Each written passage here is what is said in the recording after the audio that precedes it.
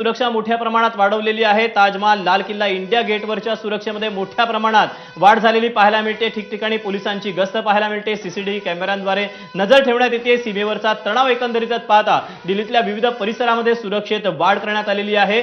जो नेहमी गदबदलेला भाग असतो, ज्या ठिकाणी नागरिकांची गर्दी असते, तो भाग आज काहीसा ओसाड पडल्याचं चित्र दिल्लीमध्ये पाहायला मिळते।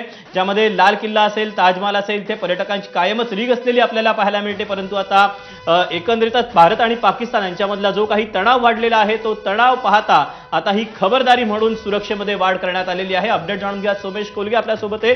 सोमेश, खरं तर दिल्लीतले या वेळचे रस्ते आणि आजचे रस्ते काय नेमका फरक तुला पाहायला मिळतोय?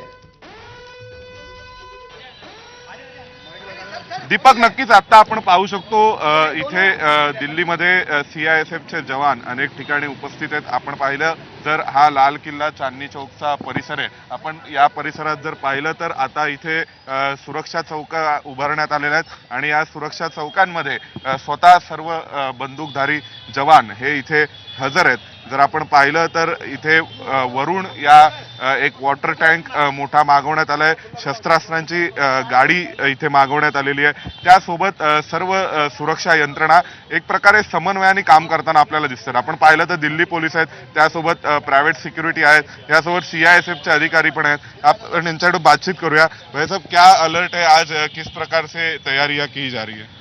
हम सभी प्रकार के ड्रोन्स और सभी एक्टिविटीज़ के लिए पूरी तरह तैयार हैं और जितना भी हम हो सकेगा अपनी मुस्तैदी करेंगे और हम किसी भी तरीके से हमारी कोई भूल चूक नहीं होगी।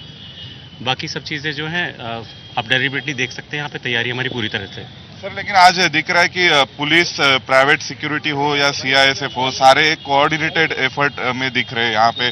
इसके बारे में क्या बताएंगे? ऐसा पहले कम बार ऐसे दिखने को मिलता है कि सारे एडमिनिस्ट्रेशन एक साथ कोऑर्डिनेशन में काम करते हैं। नहीं, हम सभी जॉइंट एक मोठी बातमी सध्या येते आहे वायुदलाकडनं। वायुदलाचं मोठं स्पष्टीकरण आलेलं आहे की पाकिस्तानातल्या नागरी वस्त्यांवरती मारा केलेला नाही, असं भारतीय वायुदलाने पुन्हा एकदा स्पष्ट केलंय।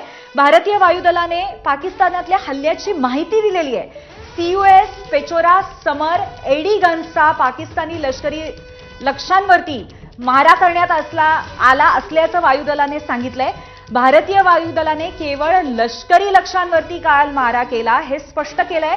आपल्या प्रतिनिधी भारती सहस्त्रबुद्धे आपल्याला या संदर्भात अधिक माहिती देतील। भारती, पुन्हा एकदा अधोरेखित केलेलं आहे वायुदलाने की नागरी वस्त्यांवरती आम्ही हल्ला केला नाही आणि लष्करी टार्गेटच आमची होती। भारती, नागरी वस्त्यांवर आपण हल्ला केला नाही, अशा पद्धतीचं जाणून बजून कुठलीही कृती केलेली नाही हे सांगत असतानाच आता वायुदलाने सांगितलंय की कशा पद्धतीने एक एअर डिफेन्सचं छत्र वायुदलाने आपली जे पॉप्युलेशन आहे, आपले जे नागरिक आहेत त्यांच्यावर काल रात्री तयार केलं होतं, ज्याच्यामुळे आपण सगळे म्हणजे आपल्या सीमावर्ती भागातले सगळे नागरिक सुरक्षित राहिले। ते छत्र होतं सीयूएस, पेचोरा, समर, एडी गन्स अशा सगळ्या अत्याधुनिक हे जे मिसाईल आहेत, काही गन्स आहेत, या सगळ्या वापरून एक प्रकारचं एक मोठं छत्र डिफेन्सचं तयार करण्यात आलं होतं, ज्याचा वापर केला गेला पाकिस्तानी ड्रोन्स, मिसाईल्स पाडण्यासाठी आणि आपण सगळे सुरक्षित राहिलेले, आपल्या देशातले नागरिक सुरक्षित राहिलेले। त्यामुळे ही एक एअर डिफेन्स अम्ब्रेला इंडियन एअरफोर्सने आपल्यासाठी तयार केली गेली होती,